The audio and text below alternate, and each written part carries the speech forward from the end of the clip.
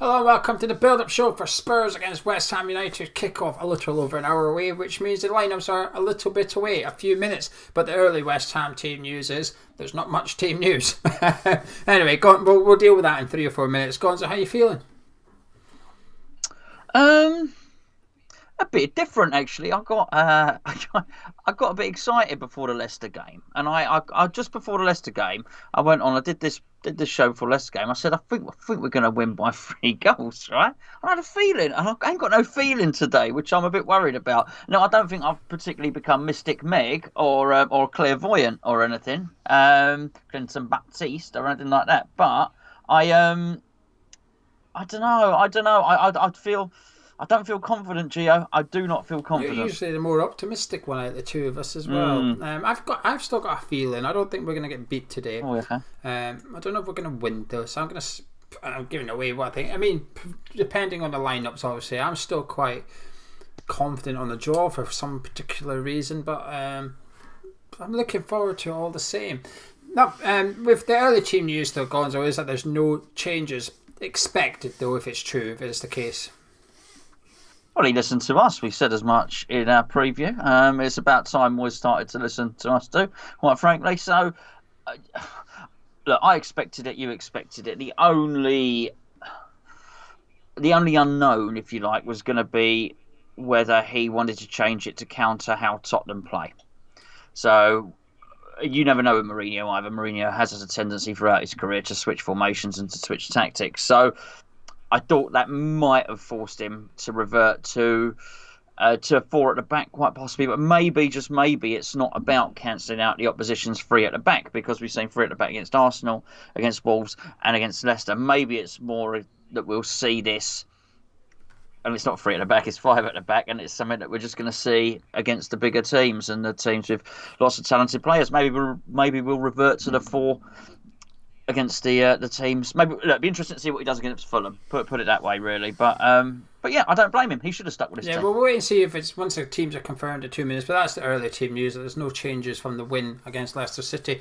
In the preview, the one position we didn't really speak about is the right wing back one, Gonzo. I wrongfully perhaps assumed that Ryan Fredericks is unfit, but apparently he is available for inclusion, if you like. And we've also got Ben Johnson as an option there. However, Sofal made his debut and was somewhat impressive. Would you be disappointed if he was dropped today?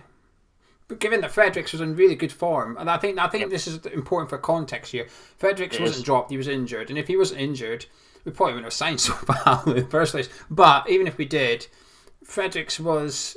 Normally when a player's injured and they come back, they go back into the team because they didn't deserve to be dropped, do they? You were just unfortunately injured. However, is Sofal done enough in his first game to say, sorry mate, you're going to have to wait?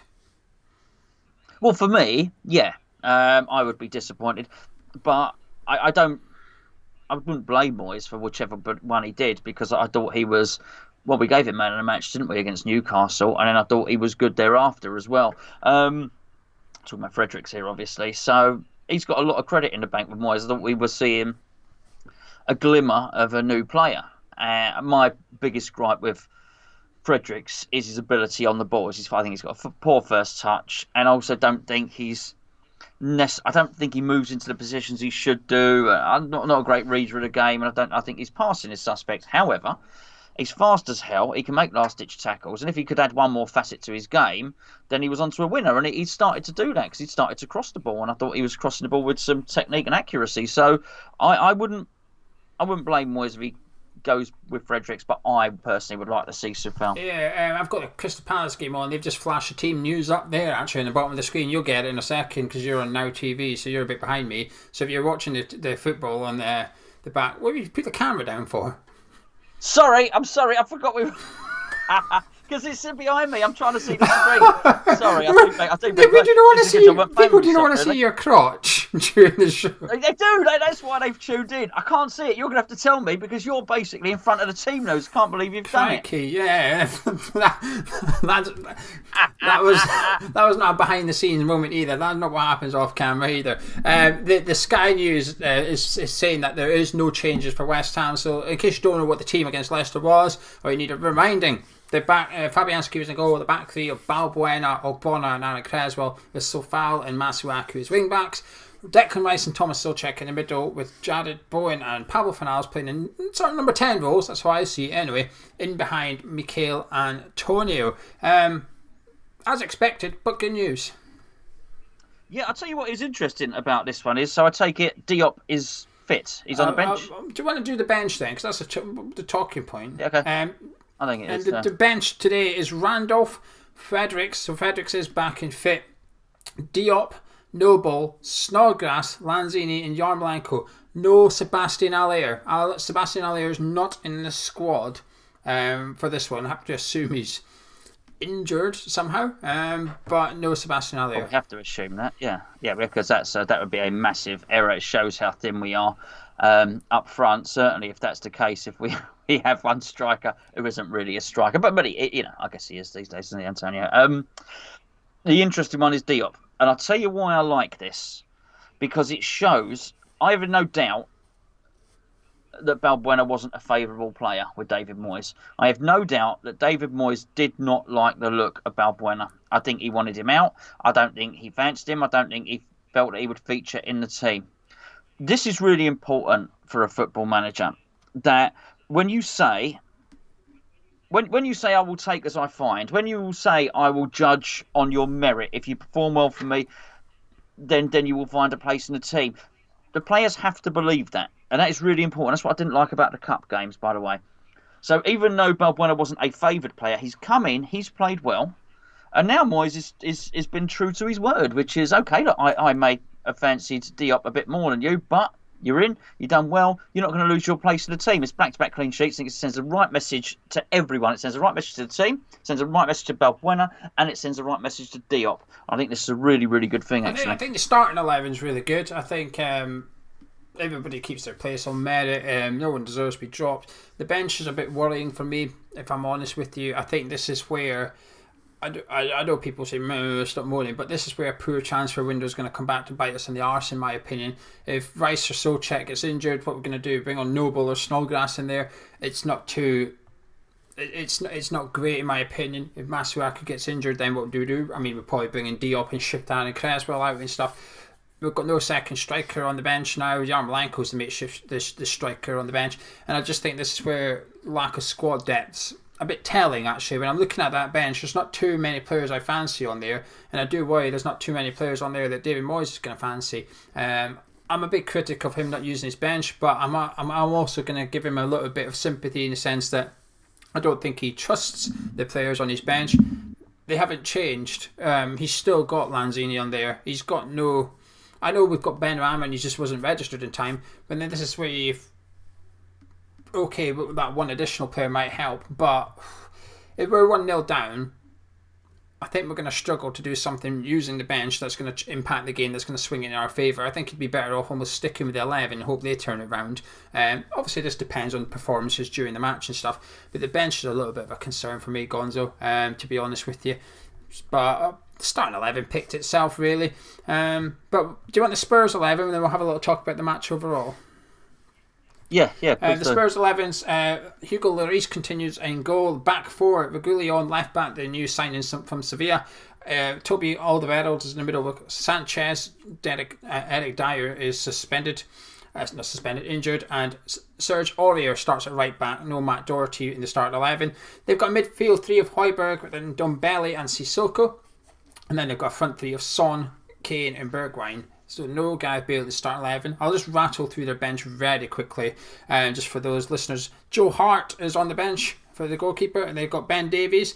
They've got Lucas Moura, Gareth Bale, Harry Winks, Matt Doherty, and Carlos Vinicius. I don't know how you pronounce his name. Vinicius? I don't know how you pronounce him. The striker.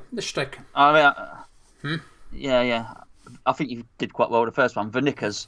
The old Nick. Yeah, I think he's probably. Anyway, that's the starting 11 for Spurs. I mean, again, perhaps expected, but a very strong team. Yeah, it is a strong team. It's a powerful midfield.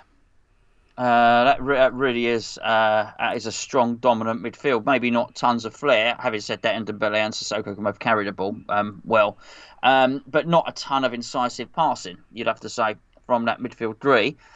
Obviously, he can change it if he brings Winks on in particular. Will change that. But also, as we alluded to in the in the preview, Harry Kane's more than happy to drop back and try and play those final passes. It's an athletic team. It really is. Son and Bergwijn are both really quick players as well. I like the right back, and it's going to be interesting. They are faster than us almost everywhere. I would suggest we have one quick player in the team, and one I'd call really quick, and that's Antonio. And I still think they've got 3 or 4 that are quicker than Antonio. I think what we do have, possibly above and beyond them, is the old hare and the tortoise. We do have players that will just keep running. So whilst they might have quicker sprinters, we've got better marathon runners. And if we can keep this going until the end of the game, certainly the stats would suggest that Fornals, in particular, Souček will keep running and right until the last. And I do think Antonio's fitness is so good now that, again, he seems to be able to. He was going to have to last all game. Never mind anything else. He's going to have to as well. So I think, I like to think that our fitness is probably, hopefully, a little bit better than theirs. I will, to be fair, I will say that I think Spurs' fitness, in terms of athletic in the middle of the park, I think Spurs is probably the one team that I think could probably match us, actually. I think Sissoko and Ndombele are runners as well. I think Højbjerg's perfectly fine. So that sort of advantage that we have with Souček against other teams, perhaps, where in the 80th minute we can really see the difference. I don't know we'll see as such against Tottenham today. The one player that concerns me quite a lot is Reguilón at left back. I think he's fantastic, especially going forward. He gets forward at every opportunity. He will just continuously bomb down that side. That's the one thing Tottenham have. They've got really attacking fullbacks today. Aurier and Reguilón will be looking to get down those sides a lot, which is going to test Fornals and Bowen. I think they've done well. I think they've handled the challenge somewhat really well, which is, you need to get out and you need to support the wing backs as and when you can. It's a big ask today. I think they've got, not only are you up against attacking fullbacks, but you're up against really quick fullbacks that can cover a lot of pitch in a short space of time. Sissoko, Højbjerg will sit in there and allow those fullbacks to go forward. I think it's a tough ask for Bowen and Fornals to go from sort of defending to getting up to support Antonio in such a short space of time. I think we could struggle a little bit. I do think Bowen needs to keep an eye on him. Although I have to say, I've been impressed by Jared Bowen's tracking back and his work rate and stuff. But for someone that's sometimes a second striker to then almost having to help out his wing back, it's tough. And then obviously Son concerns me against Balbuena. Like I said in the preview, in a foot race, Son thrashes him every day of the week. But it's Tottenham versus West Ham. It would be silly to say that this game doesn't have a little bit of magic to it. I'm not going to buy into all this, it's their cup final. I'm not saying that about them, I'm not going to say about us. It's just a derby game that both teams love, both sets of fans love. And we're watching Brighton Palace today, and I think that's just the same. That's a rivalry rather than a derby. I think it's perfectly normal to have this games in football where both sets of fans just look forward to it. It doesn't have to mean more to one set than the other, and any of this bollocks. I don't like it. I don't like when all this social media get into all these games and stuff. Can we not just enjoy it? Can we not just enjoy a derby? Anyway, bit of magic to this one, Gonzo. Yeah. Well, I'm sure we will. I'm sure we will enjoy it if we win. If we lose, it won't be quite as good. The thing is, we all know there are lots of West Ham fans who know Tottenham fans, or go have friends that are Tottenham fans, go to work with Tottenham fans, and vice versa. That will be the case. So you get the bragging rights. Crikey, last 10 minutes, Palace have had 17% possession. Old Roy Hodgson, he's been on the phone to Davy Moyes, but they're winning. And I'll tell you what, I'll take 17% possession today if we win the game. What I won't be quite so happy about is if we have 17% possession and we lose the game. He's got credit in the bank, Moyes. We have got points on the table. The pressure's off, as you mentioned in the breakfast show this morning. However, it's we want some bragging rights. We want we want to be able to have the bragging rights at the end of it. I really want to enjoy the game as well. I don't worried about the pace. I really am. I do mean what I say. I think they're faster all over the pitch than us. I do think that is a worry. So we're going to have to try something different. They're probably going to feel Tottenham that they can hold a higher line than us because they're going to be able to get back and sort of match us for pace. It's going to be interesting. I don't think they do hold a high line much, Tottenham. I think they sit back and say, well, come to us because we're confident in our organisation, our work rate, and when we get the ball, because you're so far out the pitch, we've now got loads of room to get into really quickly. My slight concern is, like I said, against Leicester, I thought we had a high line at times. I thought we got off with it a little bit because we read the game so well. But the difference between Vardy and sort of Kane is Vardy tends to like the ball along the deck to get in behind defenders. Son will take it launched over the top of a defender if he has to, because he can control it, he can pluck it out of there, no problem. He's probably one. It's a really weird thing. I've never said this about someone. I'll probably never say it about someone again. Son's one of the best players I've ever seen control the football with his chest. Do you know what I mean? Oh, you. Do you know what I mean? Quite right. Sorry, I was just a way to say it. I thought this. You're all over the shop today. You're throwing your equipment around and flashing your crotch. Throw my equipment around whilst flashing my crotch would be a bad thing. Nobody's tuned in to see my equipment, that's for sure. But yeah, honestly, or anyone's chest. I was just a way to say Son's one of the best players I've ever seen control the ball with his chest. And I thought it's not really a thing you normally say, so I thought I'd give myself a little disclaimer prior to announcing it. Right, bet time. Ready for a little cheeky one? Sorry, we're back on football. We're still talking about football. For you that don't know, in the live chat, we're going to put together a little bit impromptu on my Magic Bet 365 app here, and at the sitting then we're going to give you a phrase. You must put the phrase into the live chat to enter. If the bet wins, we will pick a random person, and they will get all the pennies. So, what are you fancying today, Gonzo? Can we bet? I don't know about betting. Can we bet on Ndombele being substituted? No, we cannot. Because I would bet on no West Ham players to be substituted. Okay, fine. Okay, so that scuppers that bit then, doesn't it? This is a tough one. I reckon not many shots on target. We're not going to. I reckon not many shots on target for Tottenham. You can't. Crikey. All right, what's the point of these betting companies? Well, you can with like Bet36 Sky Bet. We don't have time for all this. We've just got to do. All right. Okay. Well, you do your first one, which I know where it is. The first booking. Yeah. Well, what about? No, we can't put that in. But what about West Ham to not get beat? I know you think Spurs will win, but it's a West Ham channel, and it's 65 for us to just get a draw at least. I think that's good value. Yeah. I think Antonio scores. No, Souček scores. I'm going to have Souček to score. Okay, right. Okay, that's what the kind of content. We're allowed to. Do they do that one? The betting companies? Are we allowed to do that? We're allowed to put that in. Right. Let me put in my Balbuena. I think Balbuena's going to get booked up against Son. But I think that might do. West Ham not to get beat. Souček to score. Balbuena get booked, and that'll give someone £170. I think that's all right, isn't it? Ah, there you go. What's the phrase?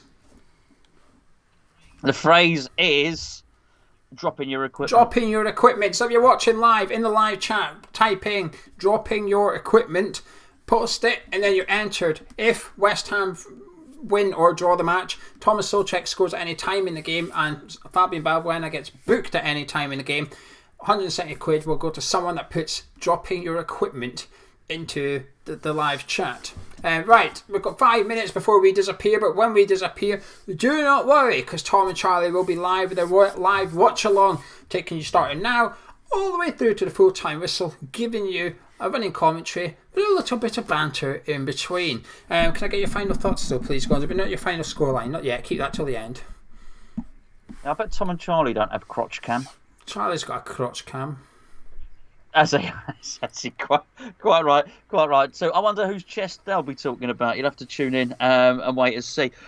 Final thoughts. It's Derby Day. It's a shame that we're not there. I think it's a massive shame for all concerned. And as much as I give Tottenham stick, it's a massive waste of I was lucky enough to go there on the first. We won. Antonio scored, by the way, just in case you didn't know. It is a magnificent stadium. I really like it. I think they've done a tremendous job there with that stadium. It's a shame for everybody, all concerned, that we're not there. I'm going to starting to get the buzz a little bit. I think mainly because we're sat here chatting about it and everyone's in the live chat and everything. So yeah, I'm gonna allow myself to believe, and you know what? Believing is that we may well be in the game. If we can stay in the game up to 60 odd minutes, then we got half a chance. What's that? What's that face for? Have just scored. That guy. I'm a bit behind. Alistair. His name's not McAllister. Mac. Alistair, that one, ain't it? He's just trying to switch it up a bit, isn't he? Yeah. He's Argentinian, isn't he? Or he's Scottish from Argentina. I think he's Argentinian. He's definitely from Argentina in some sort of form anyway. But Mac. Oh, he got a deflection, I believe. Mac Allister just scored anyway. But yeah, sorry. Back to the football. Don't apologise. You didn't score it. You're right. He's that. Maybe his name is just McAllister, and the kit man didn't quite. No, honestly, quite get it right. Whenever you talk about it, you want to say McAllister, but that's not his name. It's Mac Allister. it's very weird. None of that when I say it. I'll be calling him McAllister. McAllister scored for Brighton. Yeah. Anyway, listen, I think their pace concerns me as well. Vigoulion at left back. I was really hoping to see Ben Davies today. Actually, I thought Mourinho might just do a little rotation thing and put Davies up back there. He's not, and that's annoyed me. I would have felt a little bit more confident if we had that Ben Davies at right back rather than Vigoulion. He's just going to cause us trouble down that left hand side, and the worry for me is it makes Bowen commit to doing a bit more defensive work than I would have liked. I'd like to see Bowen almost in like a free roll so that he's close to Antonio. But if he's got to chase him back, which he's going to have to, unless Sofal takes over and says to Bowen, you just stay up the pitch and let me deal with him. Balbuena's going to have to deal with Son, and we're freeing you up. Go stand in that area that there's no Tottenham player in there. Go stand in there. Let Højbjerg worry about Fornals. Go play in behind Ndombele and Sissoko, so they've got an issue with you. I think we need to free up Jared Bowen, and to do that, Sofal has to take control of Vigoulion down that side, and it just means that Masuaku's one-on-one with Aurier. Creswell. The concern is though, Creswell, Ogbonna, and Balbuena all go one-on-one with Son, Kane, and Bergwijn. That's risky. That's very risky. But that's what you got to do when you're playing 3 at the back. You have to do that. Otherwise, you're then playing 5 at the back. And that's not what you want to see. You want to see it being 3-4-3, but it could very easily become sort of like a 5-4-1 essentially if we're not careful. And that would play into Tottenham and Jose Mourinho's hands. So that's my concern. But I'm looking forward to the game. So with all that said and done, Gonzo, can I get your final words and your score prediction, please? My final words are that I look at their formation. They can't outnumber us everywhere. Okay, there has to be a place in the team where we have more players than them. I think that's going to be in our defence. So I think that's where we'll outnumber them. So that's going to be interesting. So for that reason, I think we'll keep it tight. I did predict a 1-0 win for Tottenham. I said I might get the old... that may change the closer we got to kick off. I'm actually going to go for 1-0 win to West Ham, and I'm going to go with a goal from... I guess I'd already said Souček in the first one, but I've got a feeling, I'm covering my bets here, so I've always got a feeling that our goal might be scored by Mac Antonio, quite possibly. You've got a fancy in Antonio goal. He's one of the most informed players in the Premier League, especially if you include post-lockdown. He probably is the most informed player. Him and Calvin-Lewin, and then you've got the likes of Kane and Ings and Salah in behind him as well. But them two are the ones that are up there. He's going to strike fear into them. I don't think... If he can get one-on-one with all the Alderweireld, Antonio will roast him, I think, in a race. But it should be a good game. I'm looking forward to it. I'm going to stick with my 1-1, more out of stubbornness than anything. And, oh, crikey, someone's just been sent off. Oh, it's all going on in the derby. Anyway, we're going to... Loose Dunk, I think, has just been sent off. But anyway, we're going to disappear because Charlie and Tom's going live in a minute. Myself and Gonzo will be back straight at full time with the review of the game, no matter the result. Fingers crossed, 3 points for West Ham. And we'll catch you in a bit. Drop a like in the video if you enjoyed it. Subscribe if you're around here. And we'll see you in a bit.